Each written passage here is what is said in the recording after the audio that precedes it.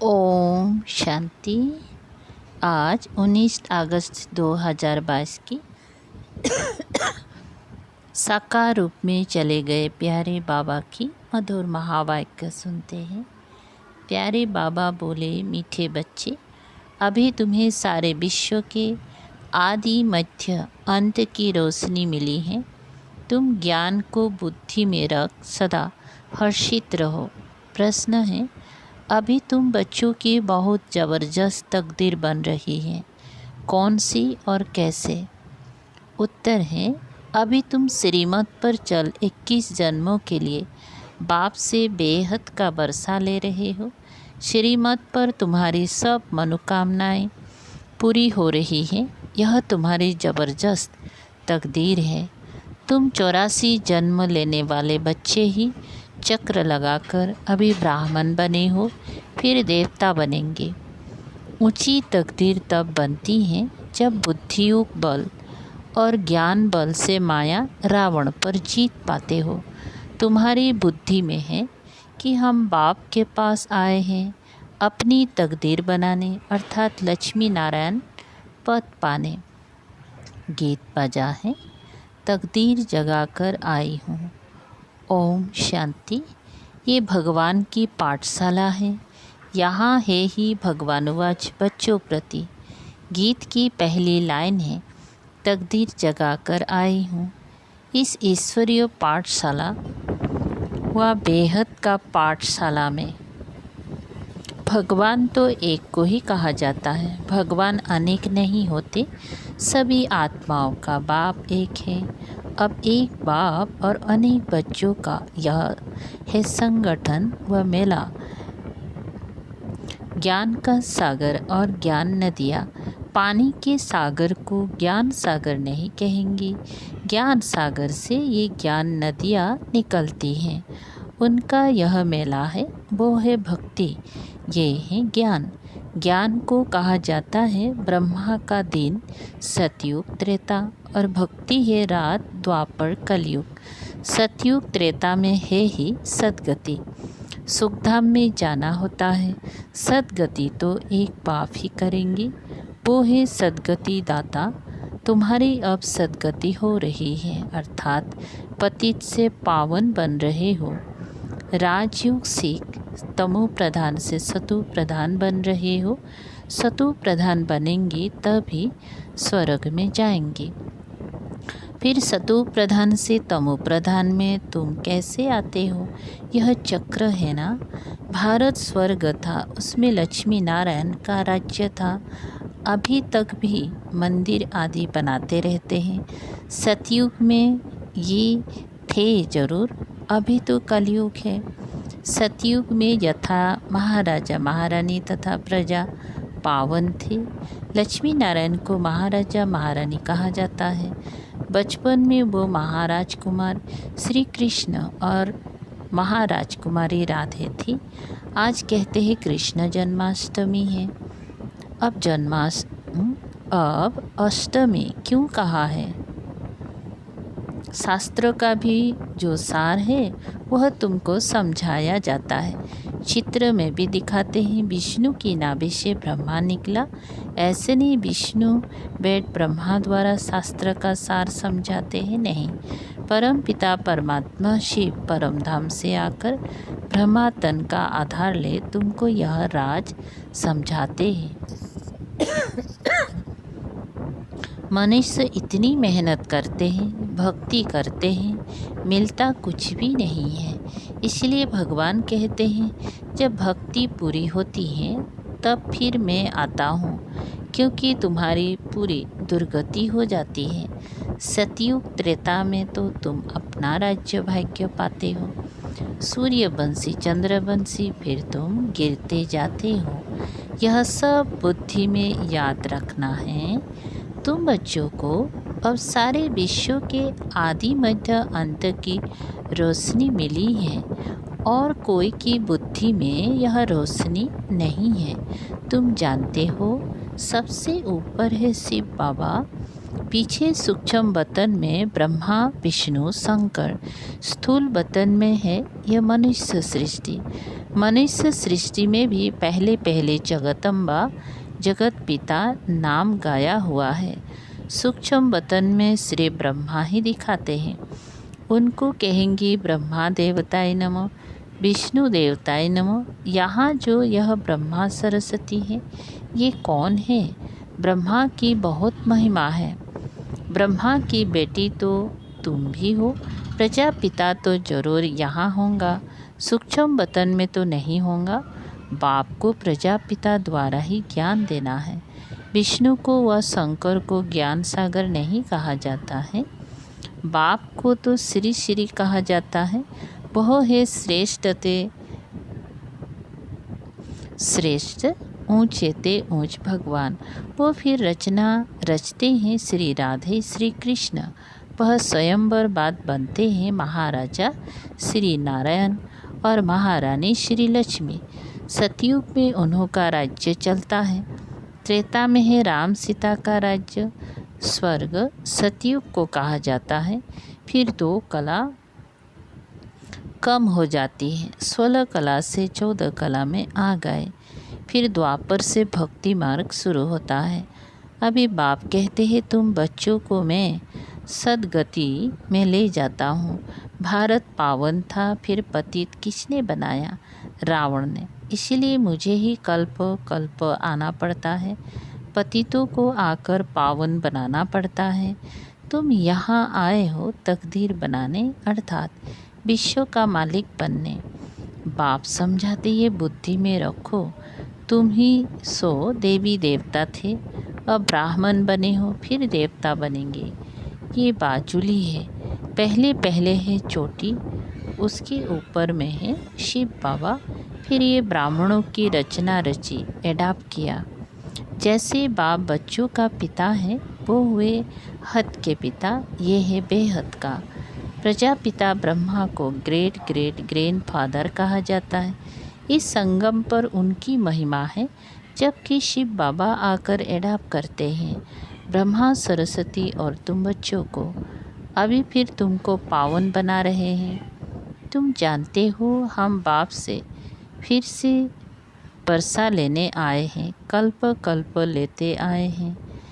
फिर जब रावण राज्य शुरू होता है तो गिरना शुरू होता है, अर्थात पावन से पतित बनते हैं। अब सारी सृष्टि में रावण राज्य है, सब दुखी है, शोक वाटिका में है।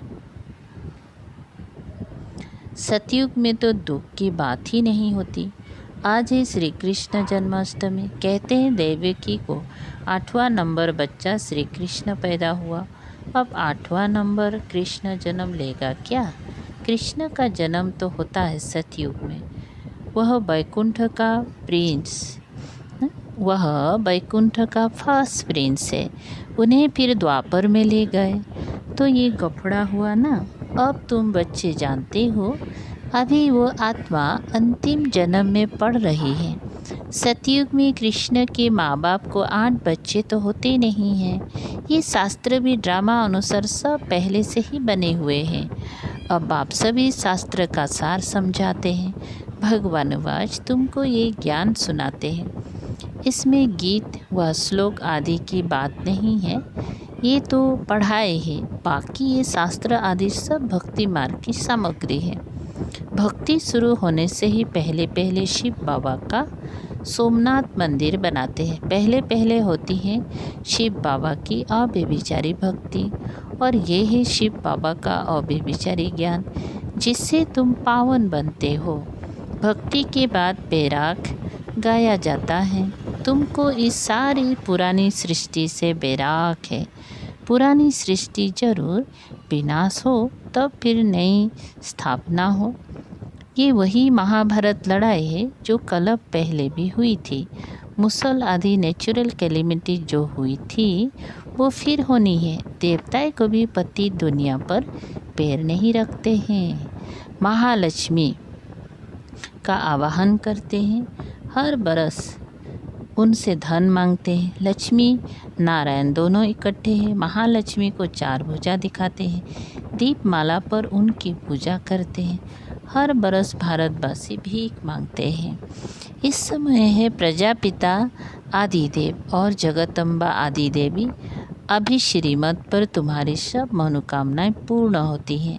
21 जन्मों के लिए तुम राज्य भाग्य लेते हो।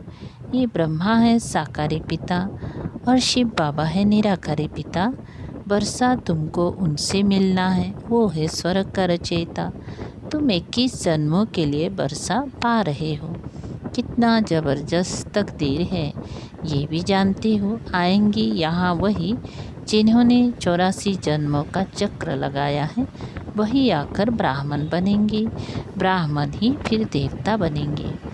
अभी तुम बच्चे किसकी जयंती मनाएंगे? तुमको लक्ष्मी नारायण की मनानी पड़ेगी ज्ञान सहित। वे छोटेपन में है राधे कृष्ण, तो दोनों की मनानी पड़े, सिर्फ कृष्ण की क्यों? वो तो कृष्ण को द्वापर में ले गए हैं। राधे और कृष्ण तो दोनों अलग अलग घर के हैं, फिर मिलते हैं तो दोनों की इकट्ठी मनानी चाहिए। नहीं तो समझते नहीं हैं कि कृष्ण का जन्म कब हुआ। तुम अब समझते हो कृष्ण का जन्म सतयुग आदि में हुआ था। राधे का भी सतयुग आदि में कहेंगे। करके 2-4 बरस का अंतर होगा। तुम्हारे लिए सबसे सर्वोत्तम है शिव जयंती। बस मेरा तो एक शिव बाबा, दूसरा ना कोई। तुम अब देवता बन रहे हो, लक्ष्मी नारायण राम सीता बन रहे हो। ये भी समझाया है। राम सीता को क्षत्रिय चंद्रवंशी क्यों कहा जाता? जो नापास होते हैं वो चंद्रवंशी घराने में आते हैं। ये है माया के साथ युद्ध। रावण पर विजय प्राप्त करते हो इस युद्ध के मैदान में। बाकी पांडव कौरव की लड़ाई है नहीं। तुमको माया पर जीत पानी है। बाप आत्माओं को कहते हैं मामेकम याद करो तो तुम्हारे विक्रम विनाश होंगे और माया पर जीत हो जाएंगी। बुद्धि बल और ज्ञान बल से माया पर विजय प्राप्त करनी है। भारत का प्राचीन योग बल मैसूर है, जिससे तुम रावण पर जीत पाकर राज्य लेते हो। बड़े ते बड़ी तकदीर है ना। मुख्य बात है बेहद पाप को और 21 जन्म सदा सुख के वर्षे को याद करना है। सेकेंड में स्वर्ग की बादशाही। जब तक बाप की पहचान बुद्धि में नहीं बैठी है तब तक समझ नहीं सकेंगी। यहाँ कोई साधु संत आदि नहीं है, ना कोई गीता हुआ शास्त्र आदि सुनाते हैं जैसे साधु लोग सुनाते हैं। गांधी भी गीता सुनाते थे और फिर गाते थे पतित पावन सीताराम। अब गीता तो भगवान ने गाई। अगर गीता का भगवान कृष्ण था तो फिर राम सीता को क्यों याद करते थे? वास्तव में सीताएं तुम हो, राम है निराकार भगवान। सभी भगत हैं, पुकारते हैं हे राम हे भगवान, आप आकर हम सीताओं को पावन बनाओ। फिर रघुपति राघव राजा राम कह देते हैं। सुनी सुनाए बातों को पकड़ लिया है। फिर गंगा को पतित पावनी क्यों कहते हैं? भक्ति मार्ग में बहुत वहाँ जाते हैं। बरस बरस मेला लगता है, वहाँ जाकर बैठते हैं। तुम बैठे हो ज्ञान सागर के पास, वो फिर पानी में जाकर स्नान करके आते हैं। पावन तो बनते नहीं, पतित ही बनते आए हैं। तुम तो अभी ज्ञान मार्ग में हो, तुम अभी वहाँ नहीं जाएंगे। सच्चा संगम ये है। जबकि आत्माएं परमात्मा अलग रहे बहुकाल, परम पिता परमात्मा से बहुत समय से कौन बिछड़ते हैं? वही जो पहले पहले सतयुग में थे। तो जरूर उनसे ही पहले भगवान मिलेंगे, पहले वही आएंगे। यहाँ जरूर पढ़ना है ना, यहाँ जरूर पढ़ना पड़े। जो स्कूल में ही नहीं आएंगे तो वो क्या सुनेंगे? गुह पॉइंट्स कैसे समझेंगे? कोई कहते हैं फुर्सत नहीं है, बाप कहते यह है सच्ची कमाई, वह है छुट्टी तुम तो पद्मपति बनते हो, बाकी इस समय ये तो झूठी साहूकारी है। भल कितने भी लाखपति करोड़पति हैं, गवर्नमेंट भी उनसे कर्जा लेती है, परंतु है तो सब झूठी माया, झूठा सब संसार। बाप बेट समझाते हैं, बच्चे तुमको कितना साहूकार बनाता हूँ। अभी रावण ने तुमको कितना दुखी बना दिया है, अब उन पर जीत पानी है। लड़ाई की कोई बात नहीं, लड़ाई से विश्व का मालिक नहीं बन सकते। तुम युग बल से विश्व का मालिक बनते हो। युग सिखलाते हैं बाप, इनकी आत्मा भी सीखती है। बाप इनमें प्रवेश हो तुमको ज्ञान सुनाते हैं। कहते हैं मैं तो जन्म मरण रहित हूँ। बाप बेहद का बाप है तो बेहद का राज समझाते हैं कि तुमसे माया ने क्या क्या करवाया। तुम 5 भूतों के बस होते गए, क्या हाल हो गया है। तुम कितनी धनवान थे, भक्ति मार्ग में फालतू खर्चा करते करते अब तुम्हारी क्या हालत हो गई है। अब भक्ति के बाद भगवान आकर स्वर्ग की बादशाही देते हैं, इसलिए सद्गति करने बाप को ही आना पड़ता है। अच्छा, मीठी मीठी शिकल दे बच्चों प्रति माता पिता बाप दादा का याद प्यार और गुड मॉर्निंग। रूहानी बाप की रूहानी बच्चों को नमस्ते। हम रूहानी बच्चों के रूहानी बाप दादा को याद प्यार गुड मॉर्निंग और नमस्ते नमस्ते। शुक्रिया बाबा। अच्छा, धारणा के लिए सार है। नंबर पहला, पद्मपति बनने के लिए सच्ची कमाई करनी है। पढ़ाई में समय का बहाना नहीं देना है। ऐसे नहीं पढ़ाई के लिए फुर्सत नहीं, रोज़ पढ़ना ज़रूर है। 2, एक बाप की अव्यभिचारी याद में रहे। आत्मा को सतु प्रधान बनाना है। मेरा तो एक शिव बाबा, दूसरा ना कोई, यही पाठ पक्का करना है। वरदान है, सदा एक बाप के स्नेह में समाये हुए, सर्व प्राप्तियों में संपन्न और संतुष्ट भव विस्तार।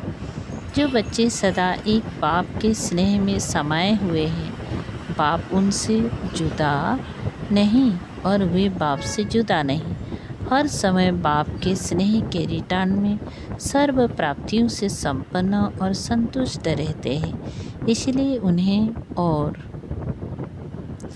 किसी भी प्रकार का सहारा आकर्षित नहीं कर सकता। स्नेह में समाये हुए आत्माएं सदा सर्व प्राप्ति संपन्न होने के कारण सहजी एक बाप दूसरा ना कोई इस अनुभूति में रहती है। समाये हुई आत्माओं के लिए एक बाप ही संसार है। स्लोगन, हद के मान शान के पीछे दौड़ लगाने के बजाय सोमान में रहना ही श्रेष्ठ शान है। अच्छा, ओम शांति।